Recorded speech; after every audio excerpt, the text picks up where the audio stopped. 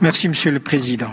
Madame la rapporteure spéciale, permettez-moi tout d'abord, au nom de la délégation algérienne, de vous exprimer ma gratitude pour votre visite en Algérie. Une visite que vous avez, pour rappel, effectuée au lendemain de celle de votre collègue, Monsieur Boulet, rapporteur spécial sur les droits à la liberté de réunion pacifique et à la liberté d'association. Ces deux visites témoignent de l'attachement de l'Algérie à bâtir une coopération active, solide et transparente avec les mécanismes onusiens des droits de l'homme. Elles traduisent également son engagement renouvelé en faveur de la protection et de la promotion des droits de l'homme en Algérie comme mesure phare du programme de Monsieur le Président de la République. Je vous remercie également au nom du gouvernement algérien pour les échanges ouverts et constructifs menés durant votre séjour. Ces échanges ont sans doute permis de lever certaines ambiguïtés et de contribuer au renforcement de la compréhension mutuelle. Nous avons pris bonne note des conclusions de votre rapport et sommes pleinement conscients des défis devant être relevés. Je souhaiterais toutefois, en complément à la réponse préalablement transmise par le gouvernement algérien, et dans un esprit d'échange constructif et de dialogue enrichissant, apporter les précisions suivantes concernant certains points soulevés dans votre rapport. L'affirmation selon laquelle il n'existerait pas de cadre de protection des défenseurs des droits de l'homme en Algérie pourrait être contredite par ce qui suit. L'amendement constitutionnel de 2020 garantit dans de nombreuses dispositions, dans les articles 52 et 53, un environnement favorable à l'expression et à l'action des défenseurs des droits humains conformément aux pratiques internationales.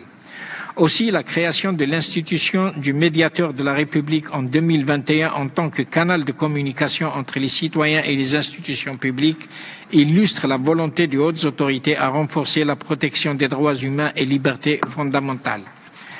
Ainsi, bien qu'il n'existe pas de loi spécifique dédiée aux défenseurs des droits de l'homme qui risquerait d'engendrer une hiérarchisation entre les citoyens, le cadre juridique et institutionnel algérien garantit pleinement les droits et libertés nécessaires à leur action.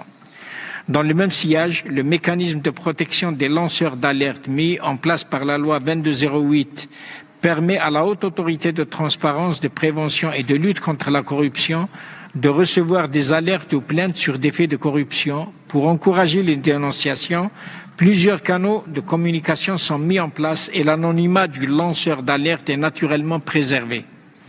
S'agissant de la protection des libertés fondamentales, les articles 19 et 20 de la Constitution garantissent les libertés d'association, d'expression, d'intervention publique, de réunion ainsi que le droit syndical et le droit de grève.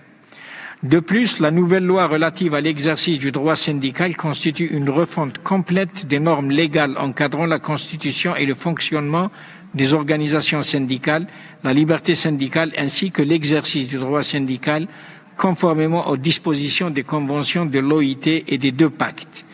Concernant les libertés d'association, une réforme de la loi 1206 du 12 janvier 2012 a été engagée et un nouveau projet de loi organique est en phase de finalisation.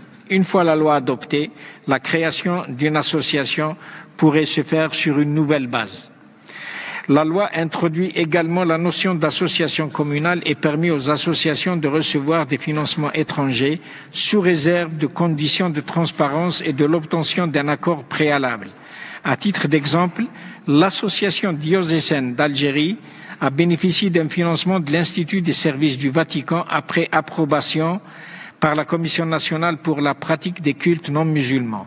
Par ailleurs, il y a eu un don du Japon aujourd'hui à l'association Dar al-Ihsan à Red Dayat de 70 000 € pour les personnes aux besoins spécifiques. En ce qui concerne les journalistes, la loi organique numéro 2314 relative à l'information assure leur protection contre toute forme de violence ou d'injure dans le cadre ou à l'occasion de l'exercice de leur profession.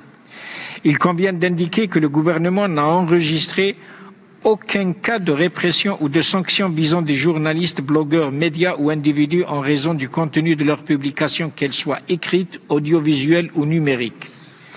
Les rares cas de poursuites ou d'accusations cités dans le rapport relèvent exclusivement du droit commun.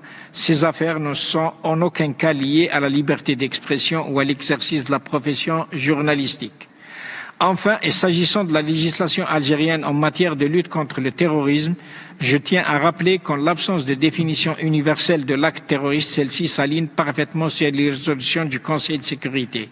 En conclusion, veuillez être assurée, Madame, que le gouvernement algérien a pris bonne note des recommandations contenues dans votre rapport et demeure engagé à poursuivre le dialogue avec vous ainsi qu'avec l'ensemble des titulaires de mandats en vue de préserver et de consolider les acquis démocratiques de la nouvelle Algérie.